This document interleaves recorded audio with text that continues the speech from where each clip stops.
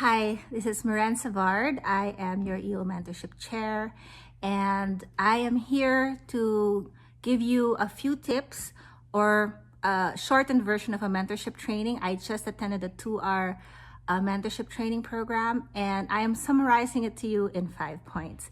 Of course, I'll give you the link to a formal training program.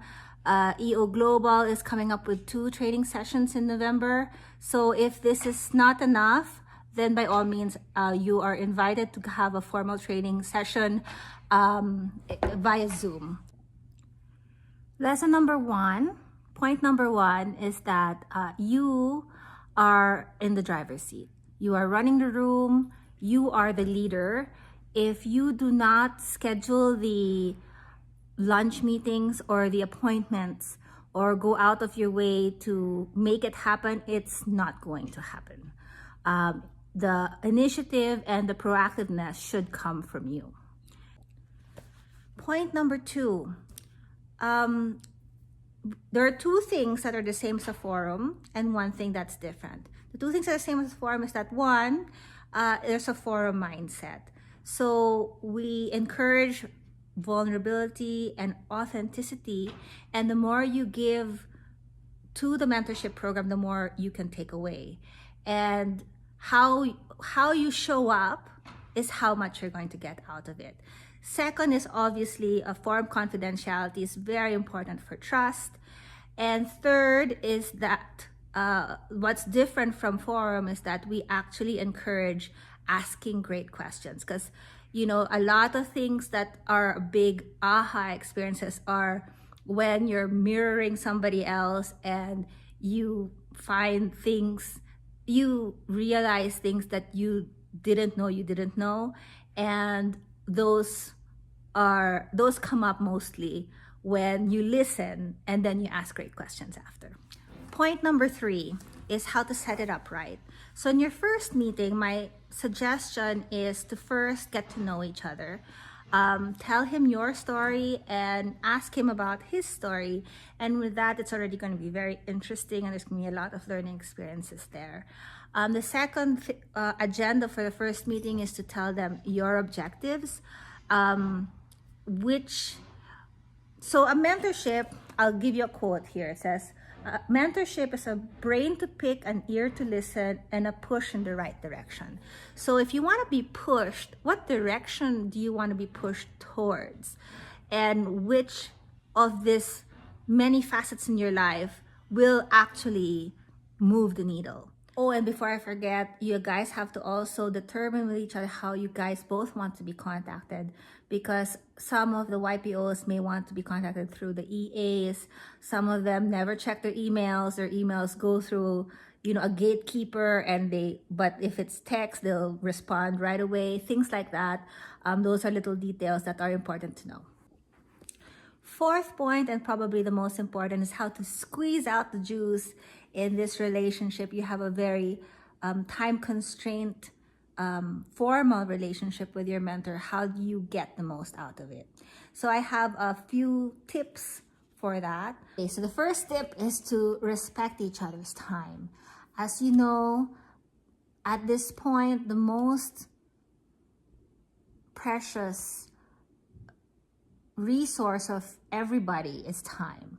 And these mentors, they're giving you their time for free, and they're not asking for anything in return. So the least we can do is respect it. So first is come on time. Second is come prepared.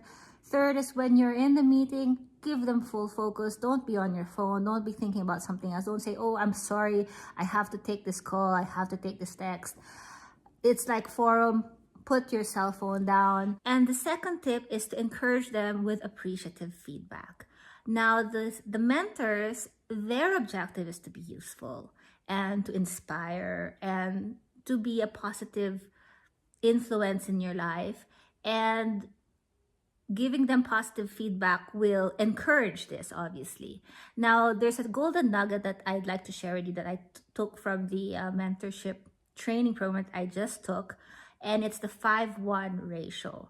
So it's 5 positive feedbacks, and then you can put 1 negative feedback, and that's considered equal. So if you give one good feedback and then one negative feedback, psychologically our brains consider that, oh my God, it's all negative. But if you do 5 positive and 1 negative, they will take the negative with constructive criticism because you gave 5 positive ones. I'm not saying to be, inauthentic or anything like that, but being appreciative of them giving advice, them putting themselves out there, and be appreciative of the advice as well.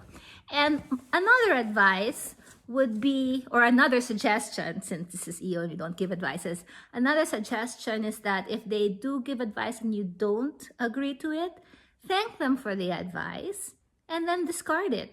You're not required to follow them, but at least listen and take it in. And if you don't agree, then don't agree. The third tip is to use all of the EO tools, including Gestalt, active listening, wherein for open coaching, you reflect back what you've heard to see if you understood it well, so that the other person will know you're listening and maybe even clarify or even go deeper into their story. The fourth tip I will read to you because it's hard to remember, but it's how to fail, what to not do. First is saying yes, but, because basically you're refuting advice.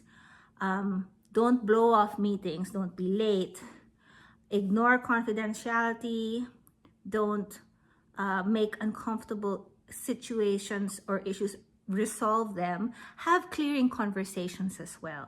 For example, if something that the mentor said insulted you or just didn't hit you right, tell them about it and clear the air so that you'll have a healthy relationship moving forward. Leaving the meeting saying I'll call you, and I'll come back to that, and introducing money into the relationship.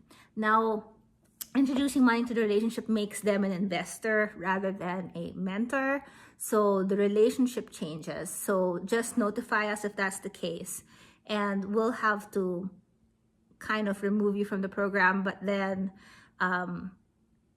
it's more because the relationship has changed. Now, the fifth tip that is actually small but very important is that when you actually leave the meeting, you set up the next meeting. That's the best time to set up the next. Don't leave without setting the next meeting. And the last tip is, at the wrap up, have a celebration.